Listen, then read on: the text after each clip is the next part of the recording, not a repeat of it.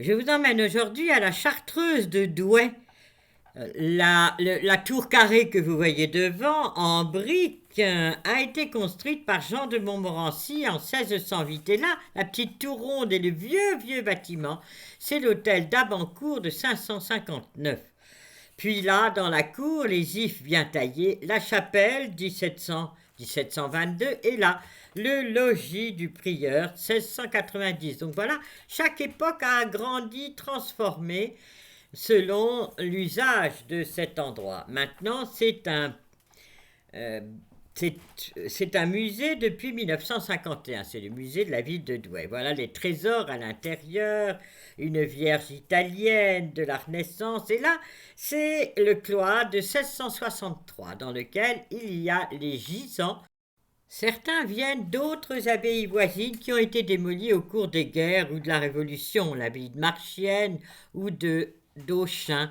Par le cloître, on rentre à la chapelle, vous voyez, qui est de style jésuite et dans laquelle il y a des collections d'œuvres d'art, des statues anciennes comme ici Saint-Antoine, ou bien la Vierge, le couronnement de la Vierge, 14e siècle, une Pietà très en bois du 12e siècle, la Vierge et l'enfant qui vient de l'abbaye de Marchienne, là encore la Pietà, une Vierge à l'enfant, et là regardez cette coiffure très originale de la Vierge qui est l'enfant Dieu. Là c'est un reliquaire avec un morceau de la Sainte Croix qui vient aussi de l'abbaye d'Auchin.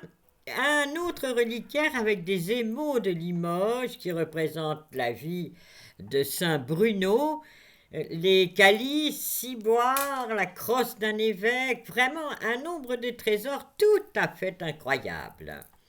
Des sculptures, mais ce n'est pas tout, il y a aussi énormément de tableaux. Ça c'est le couronnement de la Vierge avec le Saint-Esprit là-haut, et là vous la voyez dorée avec ses couronnes dorées.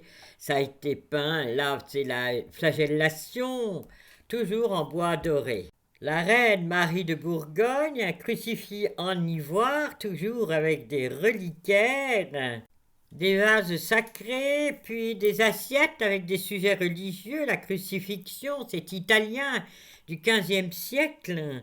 D'autres, un petit Saint-Georges là-haut qui terrasse le dragon, un crucifix Renaissance avec un pied en écaille de tortue, très rare. Puis nous revenons dans le cloître qui évidemment fait les quatre côtés avec une porte qui nous fait arriver dans le réfectoire qui a été construit en 1687 par les Chartreux.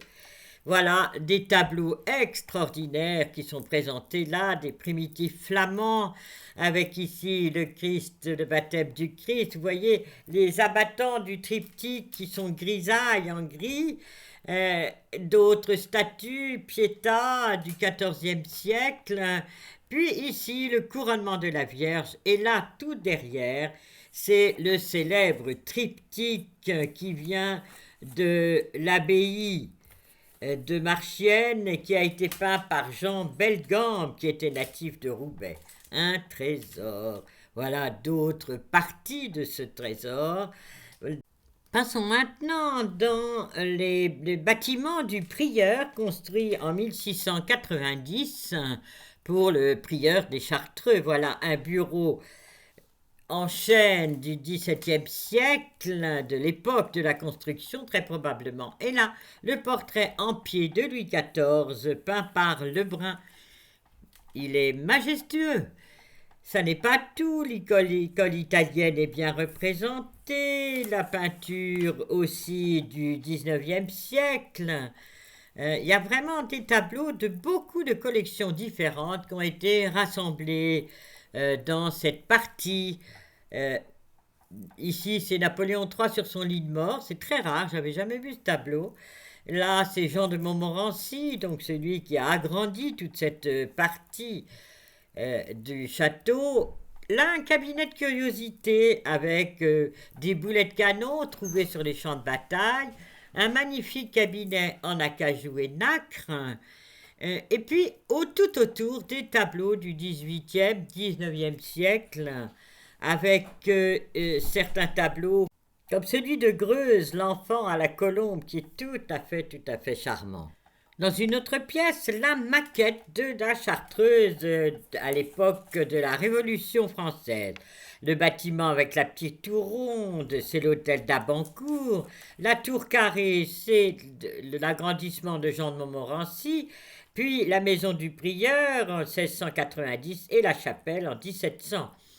Puis derrière l'immense jardin avec toutes les cellules des différents chartreux qui donnaient dans le jardin, car chacun avait sa maison selon la règle de Saint Bruno du XIe siècle, une règle qui n'a jamais changé.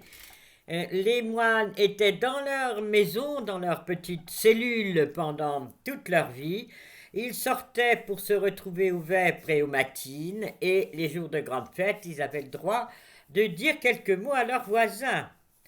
Mais c'est tout, donc vraiment un ordre très strict. Nous sommes là derrière, voyez, le vieux bâtiment Renaissance, et là, le réfectoire des moines, derrière le chevet de la chapelle. De toutes ces cellules, il ne reste plus rien. Tout a été démoli lors des différentes guerres qui ravagèrent Douai. Je vous dis au revoir, à bientôt pour une autre découverte.